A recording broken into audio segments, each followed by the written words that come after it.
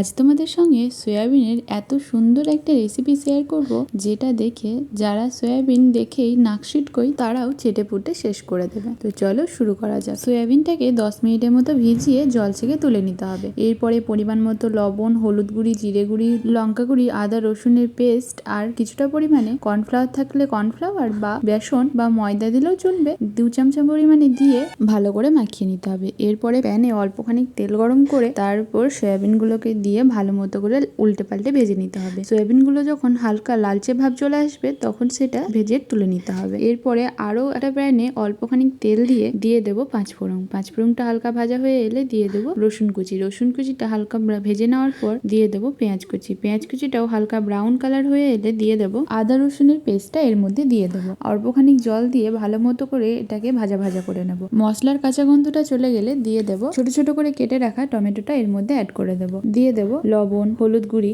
জিরে গুঁড়ি দিয়ে ভালো মতো এটাকে কষিয়ে নেব। এটাকে ততক্ষণ পর্যন্ত আমরা নাড়াচাড়া করব যতক্ষণ না পর্যন্ত টমেটোটা পুরোপুরি গলে যাচ্ছে। টমেটোটা ভালো করে গলে এলে দিয়ে দেবো ওর মধ্যে অল্পখানি লঙ্কার গুঁড়ো আর অল্পখানি চিনি ছড়িয়ে আরো খানিকক্ষণের মতো ভাজা ভাজা করে নেব। এটা ভাজার সময় একটু চিনি দিলাম এই কারণেই যে মশলার যদিও কোনো কাঁচা ভাব থেকে থাকে তাহলে সেটার গন্ধটা পুরোপুরিভাবে চলে যাবে। এরপরে ভেজে রাখা সয়াবিনগুলো এর মধ্যে অ্যাড করে দেবো।